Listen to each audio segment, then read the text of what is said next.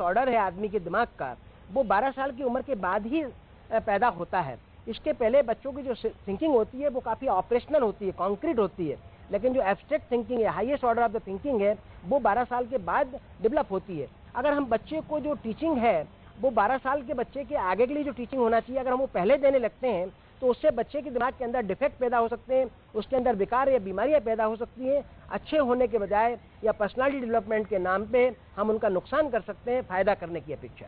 तो हमें overall development के लिए, बच्चे के विकास के लिए, संपूर्ण विकास के लिए शिक्षा के साथ साथ इमोशनल जो इंटेलिजेंस होती है उसका भी हमें ध्यान रखना चाहिए, उसके सोशल एनवायरनमेंट का ध्यान रखना चाहिए, और बच्चे के अंदर एक फोबिया डेवलप ना हो स्कूल के प्रति।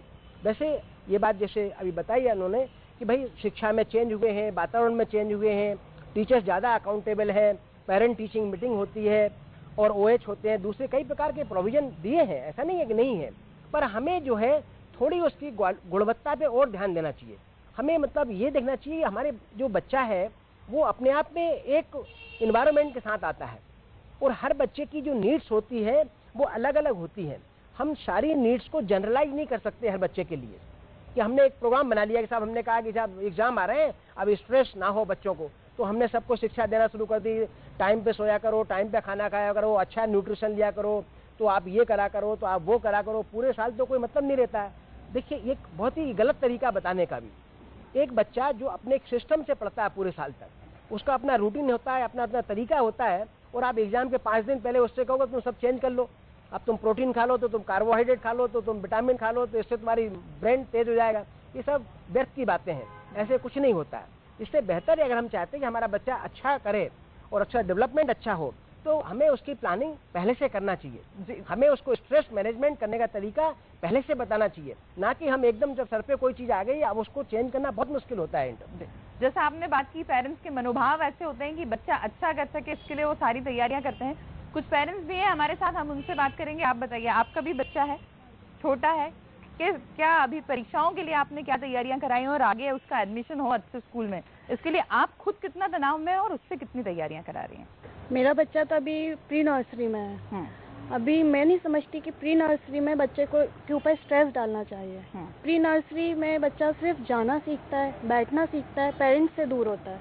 और जैसा कि प्रीटी पैटर्स स्कूल में एटमॉस्फेयर इज़ वेरी गुड, वहाँ पे बच्चा बहुत एक्टिव रहता है, फंक्शंस बहुत अच्छे होते हैं, प्रोग्राम्स काफ़ी अच्छे होते हैं।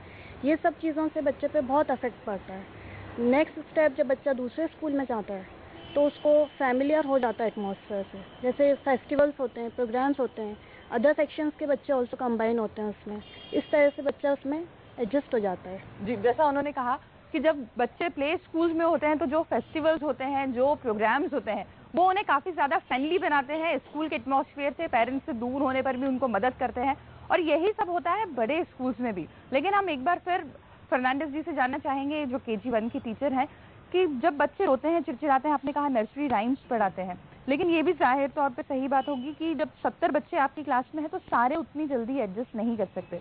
इसका कितना नुकसान होता है आगे तक उन बच्चों को, और उसको कोप अप कराने के लिए आप लोग कितना ज़्यादा उसके पीछे आप लोग मेहनत करते हैं? नुकसान के सामने because they get adjusted very fast, because we take them to the ground to play, then we have a CCA period also, और एड्यू स्पोर्ट्स भी है, वहाँ बच्चे एडजस्ट हो जाते हैं, और ज़्यादा टाइम नहीं लगता उनको एडजस्ट होने के लिए क्लास में। जैसा नए बच्चे आते हैं तो क्या आप सजेशन देंगी पेरेंट्स को कि वो किस तरह से प्रिपेयर कराएं बच्चों को कि जब वो आएँ आपके स्कूल में या किसी भी स्कूल में जाएं तो उनके लिए ज़्यादा से ज़्यादा ईजी हो उस एनवायरनमेंट को अपने आप में ढालना, उसमें खुद को ढालना? उसमें पेरेंट्स को बताना चाहिए। हाँ, पेरेंट्स कैसे अपने बच्चों को समझाएं, कैसे प्रिपेयर कराएं जब वो KG1 में एडमिशन लेते हैं, एक बड़े स्कूल में भीड़ भाड़ में जाते हैं, तो क्या वो पहले से प्रिपेयर कराएं पेरेंट्स उनको, ताकि बच्चा एकदम घबराए नहीं? नहीं, तो पेरेंट्स ये बताना चाहिए कि जो स्कूल है वो अपने घर जैसे है, सारे बच्चे अपने ब्रदर सिस्टर जैसे ही है, तो आप ज़्यादा डरना नहीं चाहिए, क्योंकि मम्मी पापा जल्दी आ जाएंगे, चिंता मत करो। जी बिल्कुल, जैसा साहू जी इन्होंने कहा कि पेरेंट्स को समझाना चाहिए कि टीचर्स घर जैसा ही एनवायरनमेंट है, लेकिन बहुत सारी जगह ऐसे इंसिडेंट्स भी होते हैं कि टीचर्स का फ्रस्ट्रेशन निकलता है स्टूडेंट्स पे।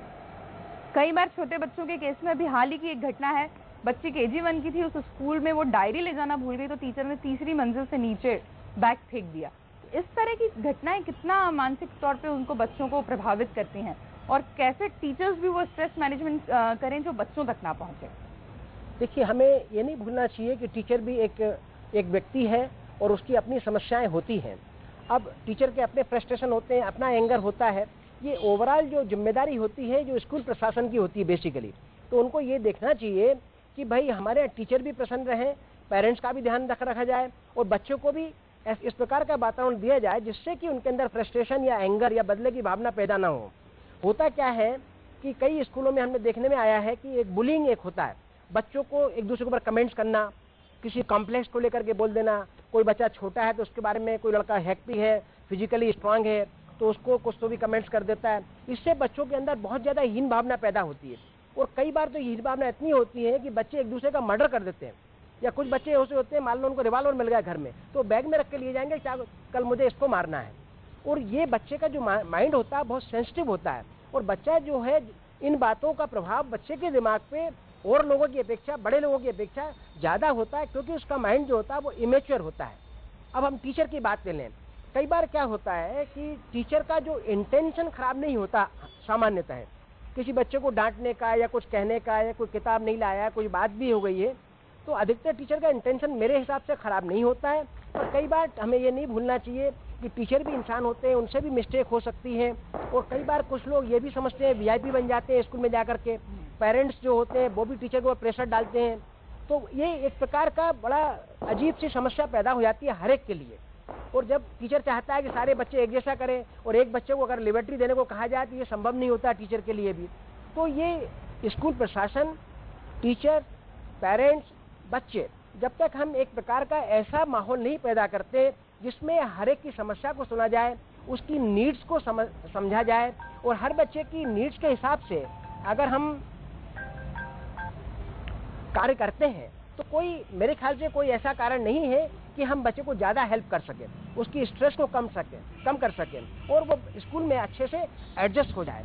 जब बच्चा अच्छे से एडजस्ट होता है, उसका परफॉर्मेंस भी ठीक होगा, दूसरों के साथ वो घुल मिल के भी रहेगा, तो टीचर को भी प्रसन्नता होती है, रिजल्ट भी अच्छा आता है। लेकिन अगर हम स्ट्रेस पैदा करते हैं, अगर बच्चा देखता है कि टीचर बहुत स्ट्रेस में है, टीचर बहुत गुस्से में है, बहुत जल्दी नाराज हो जाती है, तो बच्चे भी टीचर के पीछे जो है उसके मजाक भी उड़ाएंगे, बात भी करेंगे, उससे टीचर को और फ्रस्ट्रेशन होगा।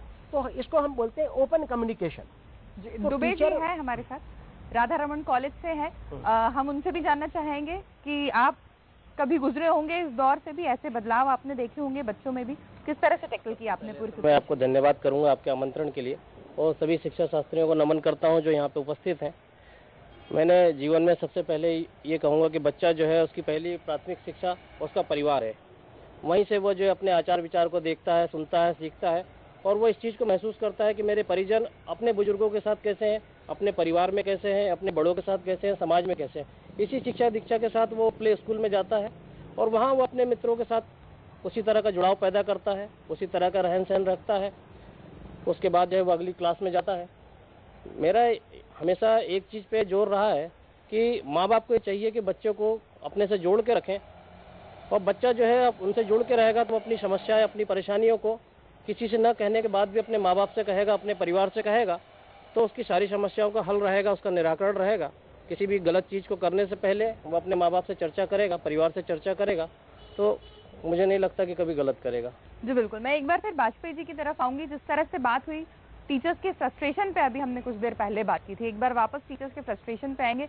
इतना ज्यादा फ्रस्ट्रेशन लेवल टीचर्स का जो बढ़ता जा रहा है और बच्चों पे ये इस तरह की घटनाएं बढ़ती जा रही हैं, क्या पहले भी ऐसा होता था या अभी कुछ ऐसा तनाव है टीचर्स पे जो बच्चों पे भी रिफ्लेक्ट होता है? अब पहले क्या था मैडम, कॉर्पोरल पनिशमेंट पर बैन नहीं था।